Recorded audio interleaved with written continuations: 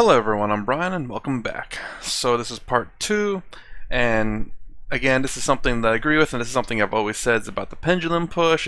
I kind of saw it in the political system in the US. It's going back and forth, and it's getting this push is getting stronger and stronger, and the political parties are getting wider apart.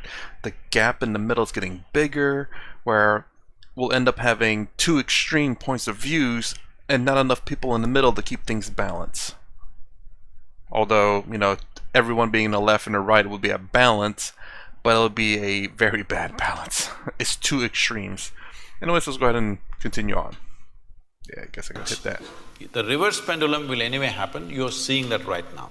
Talking about Brexit, is it okay? Because I think you already made up your mind, so…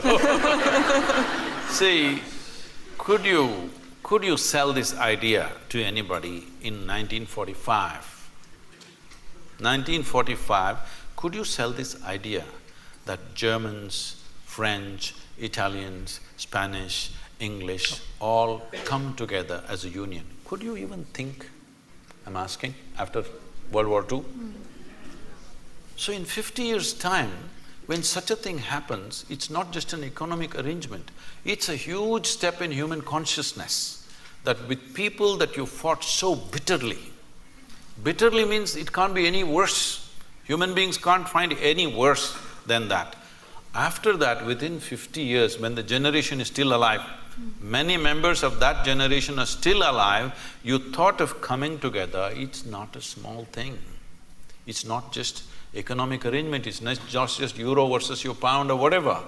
Yeah, I watch a lot of reaction videos, like a lot, because I'm very fascinated in what people think. So I do watch like North Koreans defecting and then coming to the United States for the first time, because North Koreans are brainwashed to hate America, and I don't hate North Koreans. I just feel sorry for them because they've been brainwashed. But just other countries also when they come to America, because I understand America, I have a point of reference whenever they talk about things. If I want to go to another country, I'll be watching people who come from different countries to go to that country to see what their point of views are, maybe what to watch for, where to go. So anyways, where was I going with that? Yeah, there was a video where they had an American soldier and a Japanese soldier meet at the battle where they fought. I didn't quite finish it all, but from what I could tell, they ended up hugging it out, in a sense. Time has a way of healing things, and now Germany's not what it is. It's a much better place. Trying to work together, but it's very difficult. We are human, we have faults, but I don't know. I mean, hopefully we can keep this peace, the long peace, but I don't know. The way it's looking now… It is a tremendous step for humanity, but now you want to go back on it? It's done. On that note…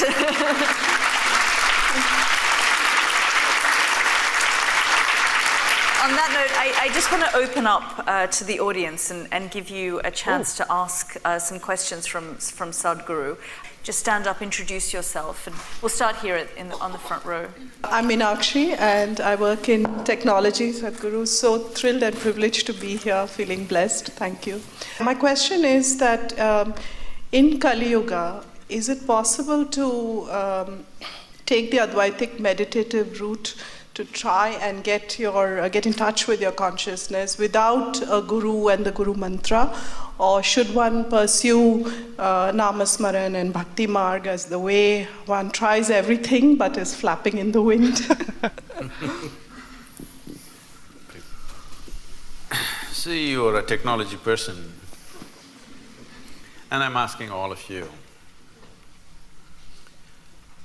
Well, each one of you may have your own religious beliefs or whatever, but please look at it sincerely.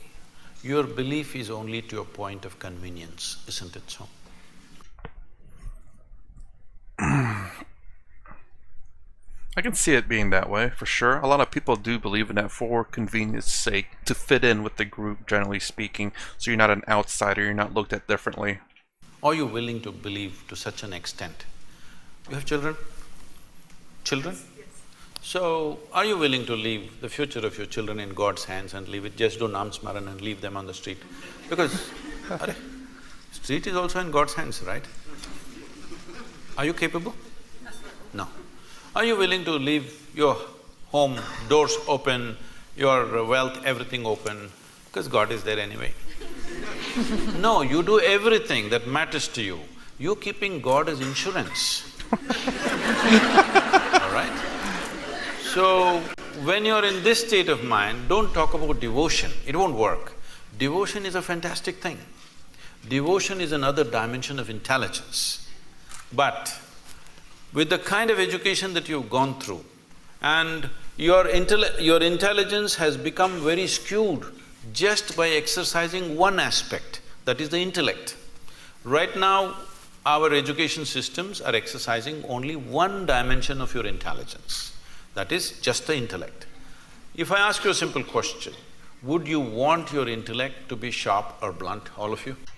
I answered this, I think, whether it's Sadhguru or someone else, and luckily enough, I came up with the right answer prior to him answering. Well, it all depends on the situation. If I need something to cut, I would not want to use a blunt object. It will probably cut, but I'm going to exert a lot of effort to get that cut, and it won't be perfect either. But if I need to hammer something down, a sharp object is not great for that application. You won't have a sharp object by the end of that pounding. Make a choice, I'm going to bless you. So you want it sharp. So essentially, it's a cutting instrument. So let us say you have one knife in your hand and you want to do all the activity of your life with the knife. Well, you can cut things well with a knife. But if you want to stitch your clothes, you use a knife. You will inevitably be in tatters, isn't it? That's all that's happening today. Because you're exercising just one dimension of your intelligence, which is the intellect, which is a discriminatory, sharp instrument which slices open, dissects things. Now, I want to know something physical, I want to dissect it. Now I want to know you, shall we dissect you? Is that the way to know you, I'm asking? If I dissect you, will I know anything about you? Is it possible, I'm asking? By embracing you, by including you, I may know something. By dissecting you, what will I know? What will work for a physical substance, you're trying to apply to your own life. It's not going to work like this. See, the more educated people are becoming, the more disturbed they're becoming. Education should have settled them, isn't it? Education should have enhanced life. But tell me, who is causing maximum damage on this planet? Educated people or uneducated people? Hello?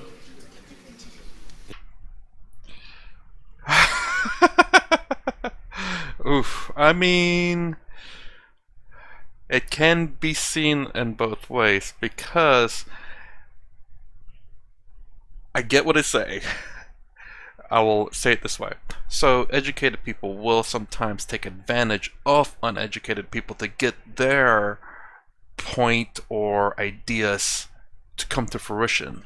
So, a political party, if an educated person wants to rise up to power in a democracy, he will need to be smart enough to know what it takes to get the people's votes.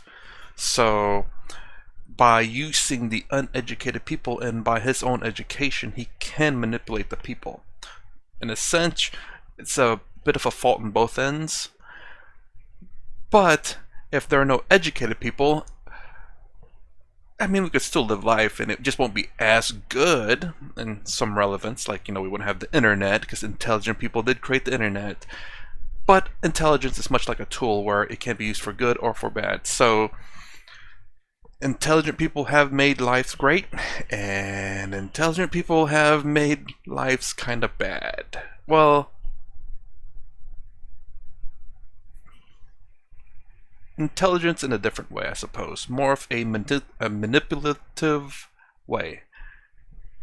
Kind of like Hitler. Educated people, isn't it? Educated people should have been the solution. Educated people are the problem.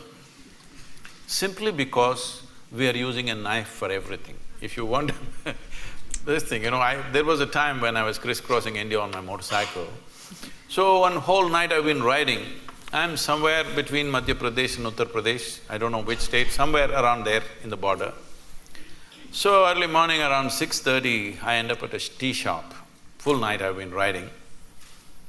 Then, people who ride motorcycles, they will know one problem is always that every 500 kilometers those days, the chain will become slack. So you have to take off a link and put it back, tighten the chain. This is a very easy job, but it's messy because of the grease and stuff, your hands will become messy. So I'm just about preparing for breakfast, I'm not willing to mess. Then I see on the opposite side a shack which says Mubarak Mechanical Works.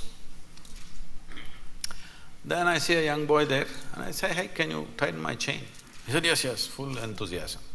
Then he goes inside and brings his tools. What he brings? He brings a chisel and a hammer. Then I say, what you going to do with that? He said, yeah, I can do it. I said, wait.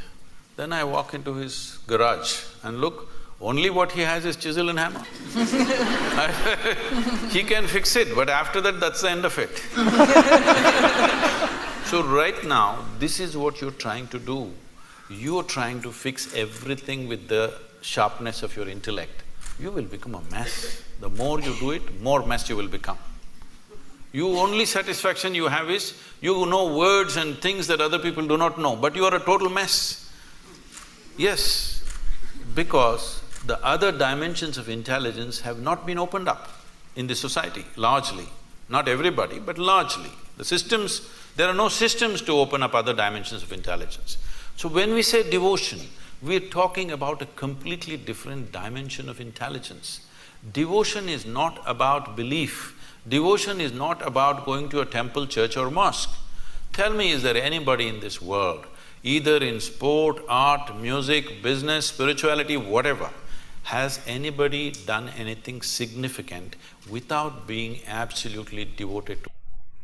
Has anyone done anything significant without being absolutely devoted to what they're doing? Has anyone done anything significant without being…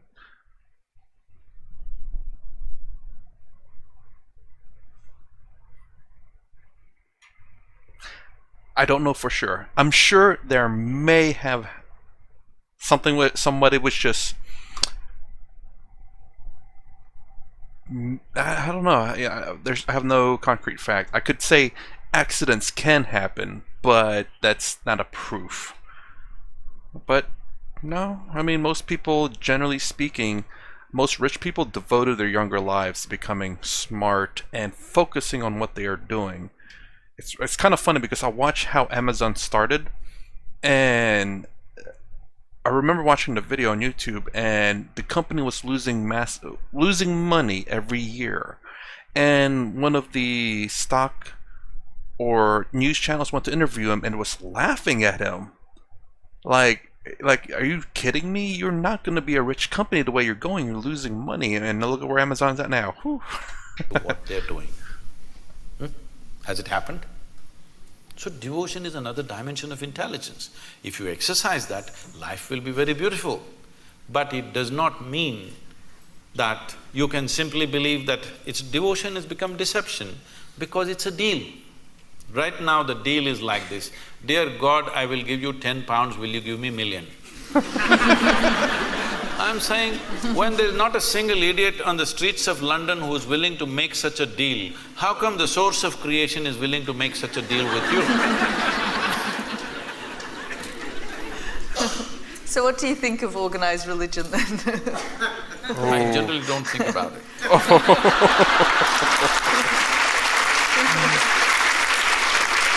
My thoughts, just in case you have not heard me say before, there's nothing necessarily wrong with organized religion.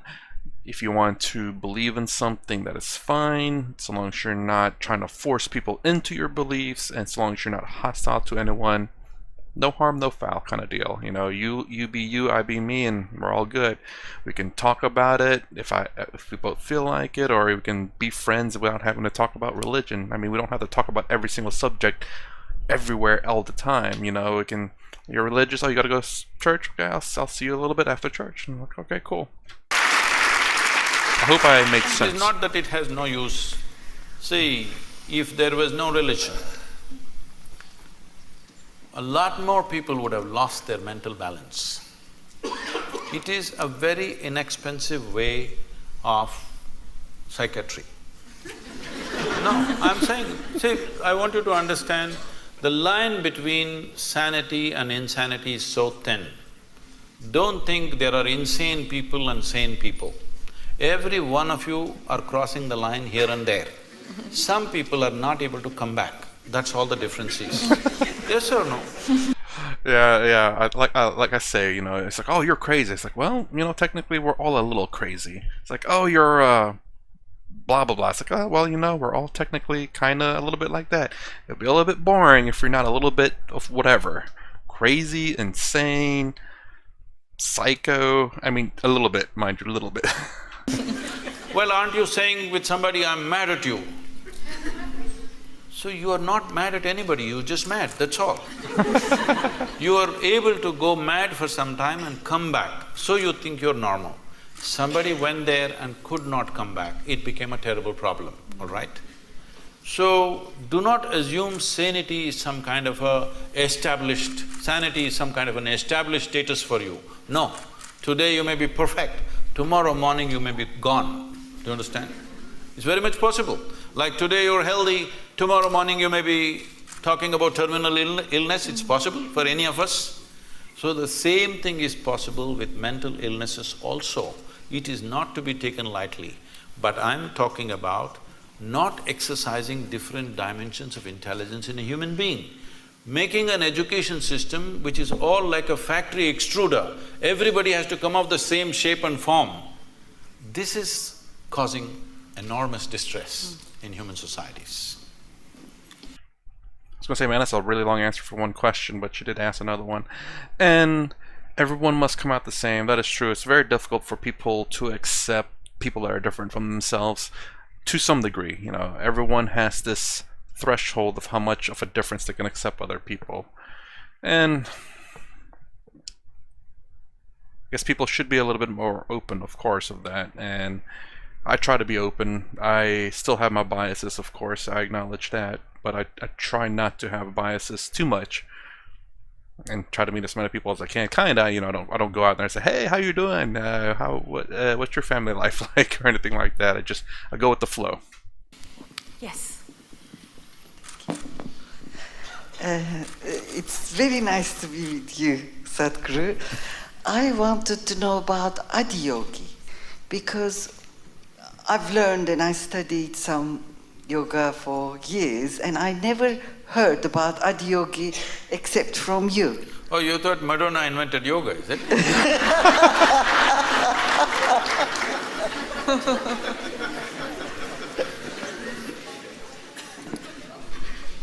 The word Adiyogi means the first yogi.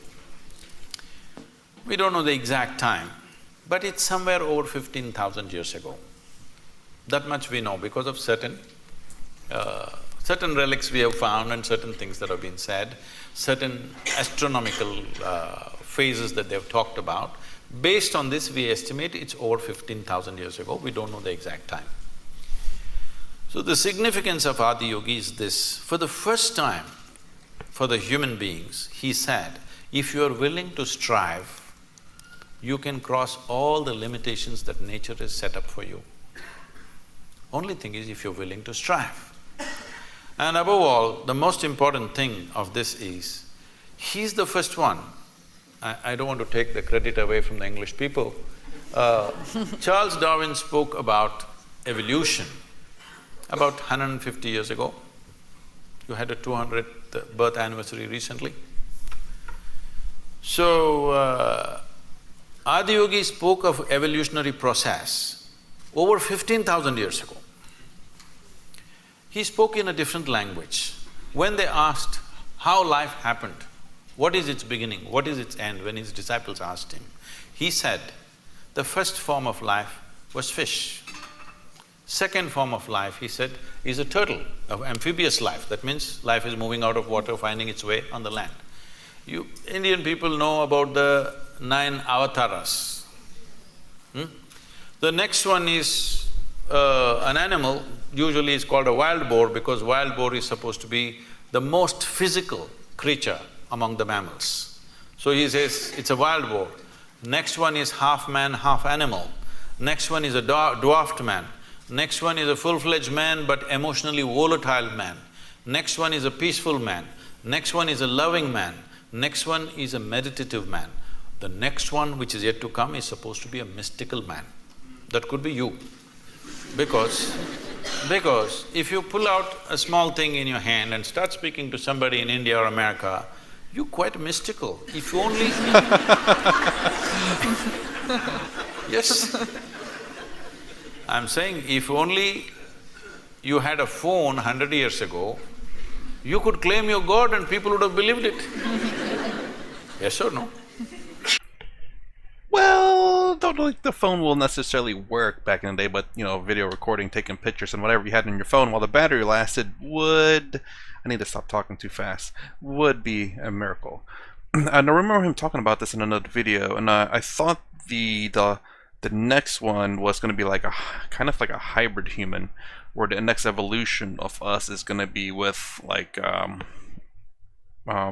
computers in our bodies. Was it an android? But yeah, human machine hybrid.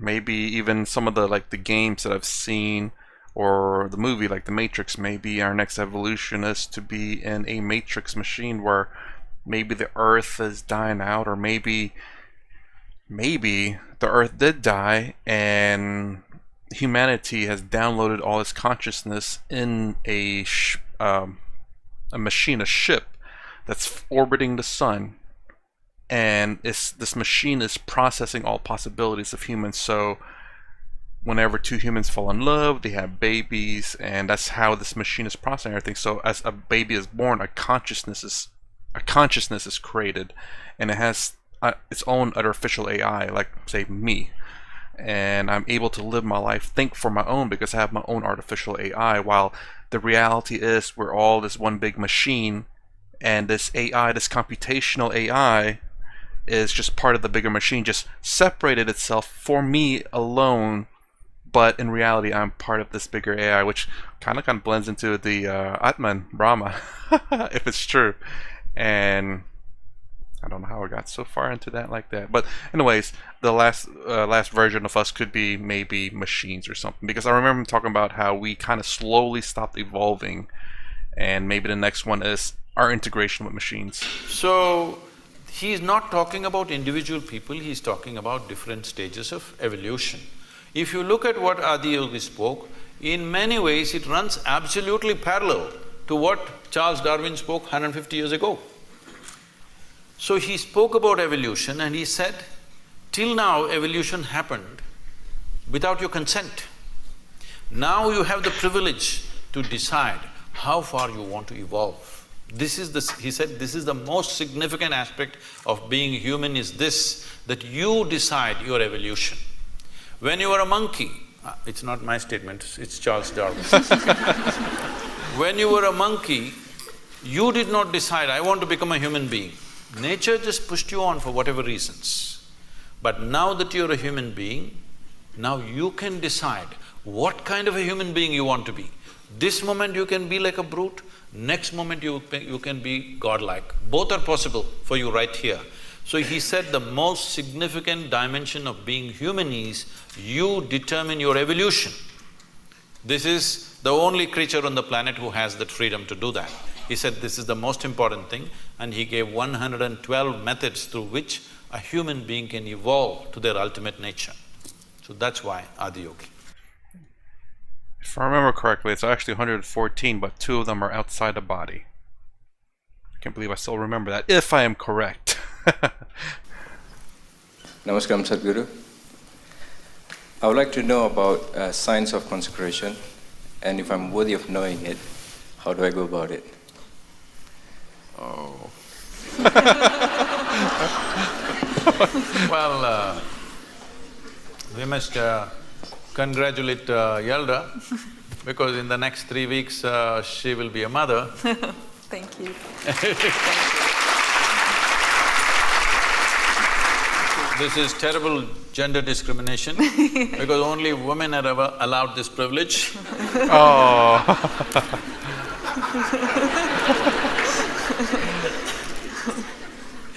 So, she was talking to me about how she's conscious when there is a situation in any place, given place, without any logic to it, conscious of certain energies and how different people and different forms and different spaces impact you. So the science of consecration is just this. The best material to consecrate is a human being. Because of all the physical forms on this planet, this is the most evolved physical form. The easiest thing to consecrate is a human being. But the problem with the human being is, every few minutes they'll make a U-turn. You can consecrate them right now, by tomorrow morning we don't know. So first of all, to get them committed to stay with whatever is given to them is a big issue, especially in today's world. Because of that, we consecrate other forms. We always want to choose a form or a substance, first of all, which is of the highest density possible, because physical form, its strength and its integrity depends upon its density. So we normally solidify mercury to do this. This is called as Rasavaidya, which means it is the technology of solidifying mercury. People think it's a miracle. No, it's not a miracle. We use mercury as a process of consecration. The idea is it will change the very energy in which you are. Well, today our modern science is still busy studying physical things. Everything physical about you has been gathered from outside, isn't it so? Hello? What you call as my body is just a piece of this planet. You slowly gather it by the food that you eat. So if everything physical about you is just something else, not you, what you gathered cannot be you. What is you? Definitely there is a dimension beyond physicality. If you ignore that, there's simply no life. But right now, still the logic, the human logic which thinks it is scientific is still at this level of logic that except what I can measure on the instrument does not exist. So actually all of you do not exist because you cannot be measured. This happened to me. I don't subject myself to these indignities anymore. Way back, because of some obligation, I was in some institute, they said, we want to measure your gamma waves. I didn't know I had gamma waves. They said, no, there are gamma waves in your brain, we will measure it. So they put 14 electrodes into my body and they said, meditate. I said, I don't know how to meditate. They said, you teach everybody meditation. Yes, I do, because they don't know how to sit still. If you want, I will sit still. But this is the whole problem. Their problem is they want what kind of meditation? They want a name and the process, and they want to measure the result. So I am not going to give them that pleasure. I said, if you want, I'll sit still. So I simply sat. After about 20 minutes, with some metallic object, they're hitting that funny place in your elbow, where it hurts most. Then I thought it's part of their experiment and I sat there. Then they're hitting my ankle, my knee. It became quite consistent and painful. Then I opened my eyes and said, am I doing something wrong? Why am I being beaten? They said, no, according to our instruments, you are dead.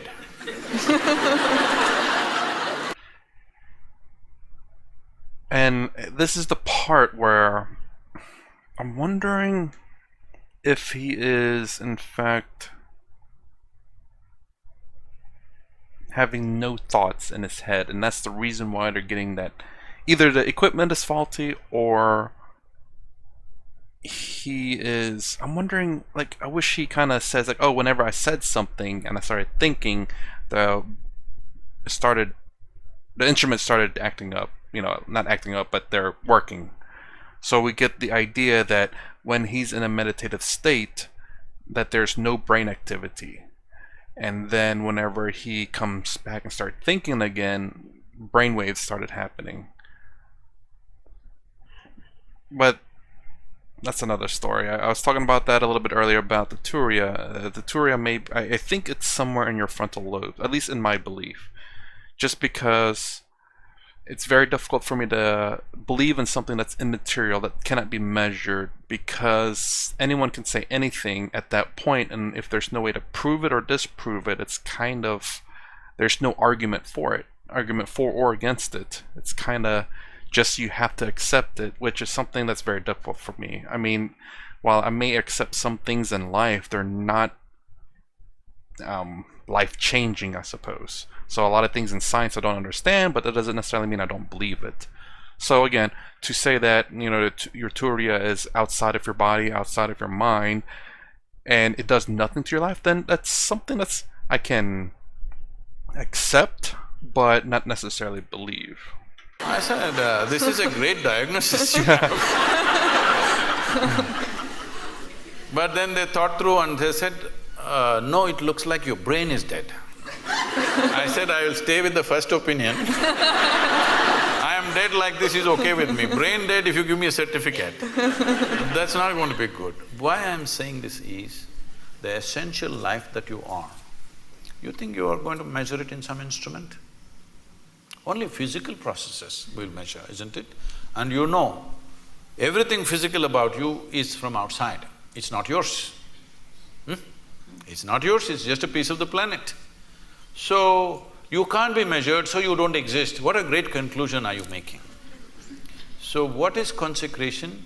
Is a dimension of energy which is not physical in nature, but it's life, concentrated life, let's say.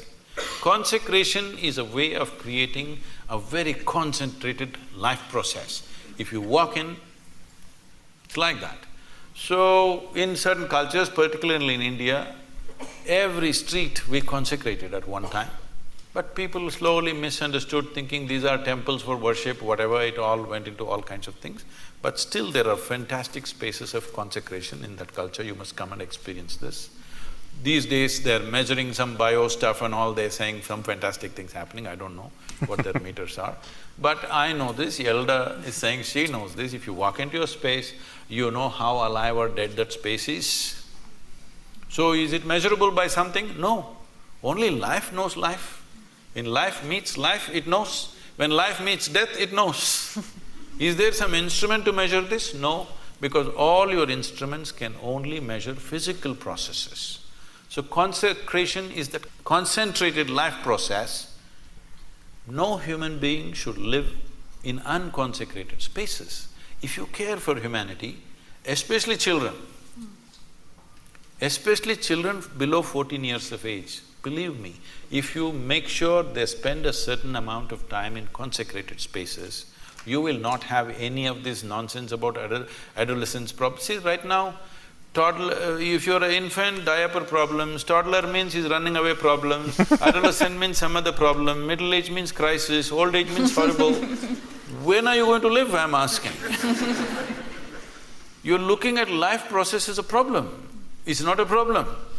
You are making it a problem because you're trying to fit life into your intellect.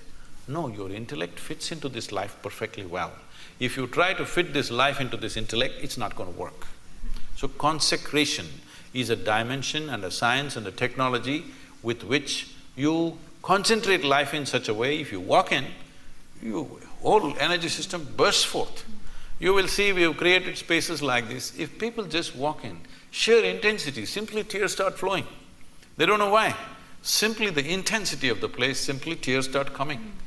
You must every day, your cheeks should be washed with tears of love, joy and ecstasy. If this doesn't happen, you're not living yet.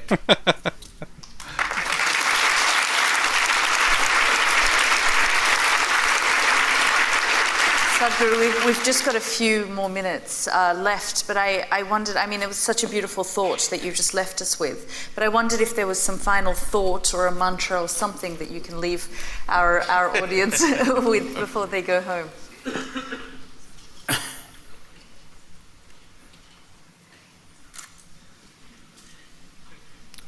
See, this is what I would like to change.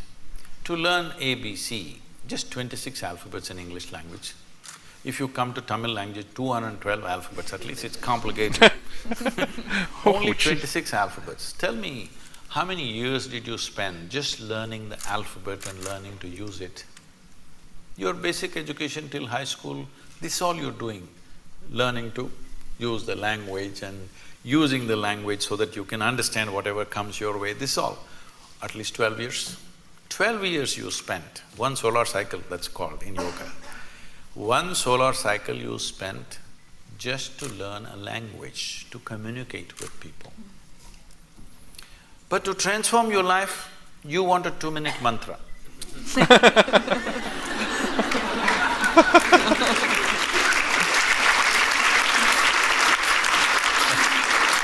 That is what she was trying to say, because certain people told you that if you just utter this so many syllables, everything will be transformed. I'm not saying it is not possible. It is possible because sound has that power to transform if you use the sound right. But I will say this.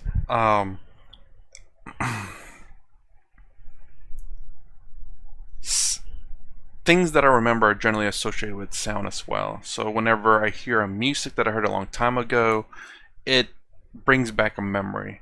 So very much the sound itself, if you associate a sound with a particular moment in time, it can get you there a lot quicker. So I guess the little thing to do around the bowl, that specific sound, can probably help you get to that concentration or that meditation a lot quicker. I'm assuming that's what he's meaning too. And the fact that when he said that, it brought up memories of a show. Is it a show? Oh no, it's a Dr. Mike on YouTube, where he's talking about how you generally remember things better when there's a sound associated with an event, a music or just any kind of sound. what level of preparation are you, is the question. If you throw such a small seed somewhere, it'll become a huge tree. But only if the soil is fertile, isn't it? If you put it here on this platform, will it grow? So, what have we done to ourselves? What is the level of preparedness we have? This is the issue. All of you, I could just initiate you into a powerful meditation process just like that in 2 minutes, if only certain level of preparedness was there.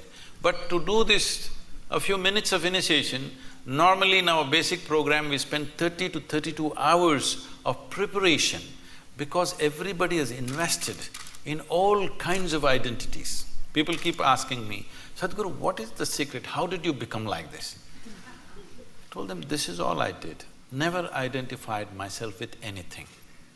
The moment your intelligence gets identified with something, you must understand this, the nature of the intellect is such, suppose you identify that you are a woman. Now your intellect keeps on doing rounds around that, protecting this gender all the time. Now you say, I'm English. Now it will go only around that, protecting that. Now you say, I'm a particular religion. Now it'll go only around that. Whatever is your identity, your intellect will serve only that. The moment you identify yourself with something, you have subjugated your intelligence to just self-defense and protection and survival. The intellect could have been a penetrating force to reveal life to you. Instead, you're using it to fight life, other life, because it's a defense mechanism. And my belief in this is, what it's saying is very much true, and I do agree. We tend to, when we self-identify as something, and if someone else self-identify as something that's the opposite of that, we see that as an enemy, a barrier. It's kind of sad when we should be seeing whatever is not us as something interesting to learn from, to get to know and understand. But instead we use that, oh, you're not the same as me, then you must be my enemy, kind of deal. Not all the time, but some people do take it as that. Oh, you're not in my religion, or you're not in my country, or you're not in my planet, therefore you're my enemy. Luckily enough, most people see these differences as something interesting to learn from other people, and I hope more people take it that way, instead of what I believe is going on in the US where these identity politics tend to take it a little bit too far. But sometimes they do have a point, but sometimes they go too far. The moment I have an identity, I have to defend it, isn't it? Just to be here, without any sense of who the hell I am, you actually don't know who the hell you are. Hello? Assumed stuff, isn't it? Only because you dip into your memory. So if suppose Mr. Alzheimer visits you, suddenly you don't know who the hell you are. Even now you don't know. This is an assumption based on the accumulated memory. So if you just learn this one thing before you go to bed tonight, everything that you are not, keep it aside and go to bed, okay? Say right now this clothing, is this you? No. So you understand this, not me. It's not that physically you have to keep it aside. I'm saying, you know this is not me. Is this me? This is not me. Is this body me? This is accumulated, this can't be me, isn't it? It is said, if you live here for about 75 years, you approximately eat, depending upon your diet of course, you approximately eat between 12 to 1400 tons of food. Are you carrying it right now? I feel like it. Hello? Those of you who are middle-aged, are you carrying at least 600 tons? Where is it? What you thought was my body is coming and going all the time, isn't it? It's not even the same body. It's coming and going all the time. So this is not me, if you keep it aside. All the impressions that you have gathered, you also gathered from outside. Keep that aside. Everything that's not you, just keep it aside and go to bed and see if you can just be little conscious till that last moment till you fall asleep. Most people don't know when they fall asleep. Most people. When I say most, I'm being generous with percentages, 99. If you make a little effort, just a little effort, a few days, if you make an effort to stay conscious till you fall asleep, you will see you will wake up like a newborn baby every day. And it's important. Why I'm saying a newborn baby, where Yelda will have this experience in a wonderful way, you will see the baby… What do you think he's trying to do? He's drinking life. You become life. Why? Because you're just living in the capsule of your memory. You think you already got it. If you got it, you must be dead, isn't it? So people are practicing death in installments. See, if you're really super alive, it's fantastic. If you're dead, it's good. But if I want to torture you, what will I do? I will not kill you. I will make you half alive. That's torture, isn't it? This is what is self-inflicted for most human beings right now. They're keeping themselves half alive and they're wondering why life is such a torture. I just asked a simple question about a year and a half ago when I was in London. I was speaking to a very prominent group of people. I asked, how many people in London city can sit in the evening peacefully even without a glass of wine? They clearly said less than 1%. So to be healthful, you need a chemical. Today 70% of the people are on prescription medication of some sort. To be peaceful, you need chemicals. To be joyful, you need chemicals. To be ecstatic, of course you have ecstasy.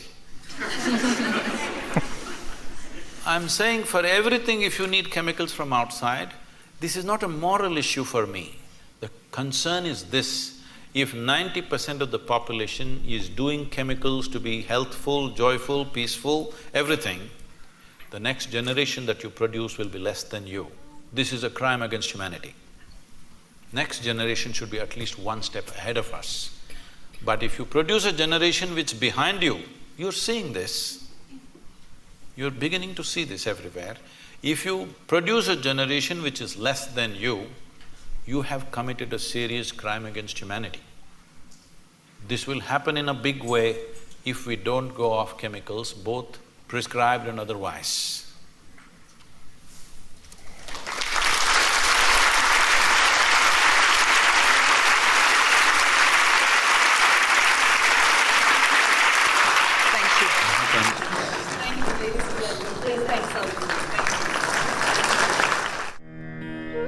Okay, so mind you, again, chemicals not necessarily bad, but I think what he's getting at is the fact of how we have dependency on chemicals when we don't need them. So, for example, if you have a virus or something in your body and getting you like maybe like if you have a headache because of some kind of flu, taking a Tylenol just to kind of ease that pain a little bit, it's not bad. But when you have this depression and then you have to get pills to antidepressant pills, basically, that is not good, because instead of trying to find a solution to that problem, some people are taking the easy way out. Now, don't get me wrong, there are people out there who are taking the medication and trying to find a way to get off of that and finding a natural way of doing it. But I think a lot of people will generally pick the easy way because it's just easier. Getting out of depression in a natural way requires work, and a lot of people don't want to do that. When I say a lot of people, I think generally speaking it's people who are in the depression who are struggling so much to try to get out of it that the pills are just a much easier choice. Not everyone, as in people who are not affected by depression.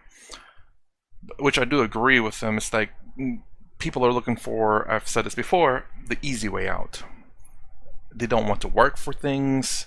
They don't want to do things a different kind of hard way.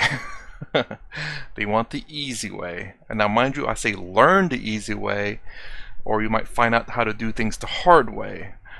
But sometimes you do have to do it the hard way. And it's more than just doing it the hard way. It's putting in the work. And don't get me wrong, I fall short on a lot of things too. I am a lazy editor. As you can see, my videos are generally uncut. So that makes things easier, and you get an uncut expression of me, generally speaking. So everything that I say, I'm too lazy to cut out. But my secret's out now. I mean, you can kind of see with my videos that most of them are unedited unless something really interrupts my stuff. But anyways, I talk too much. So that's my final reaction to Yalda Hakim with Sadhguru and Religion, Politics, and Human Society. If you like my content, please consider subscribing. Thumbs up, thumbs down below. Thanks for watching. I'll see you in the next vid.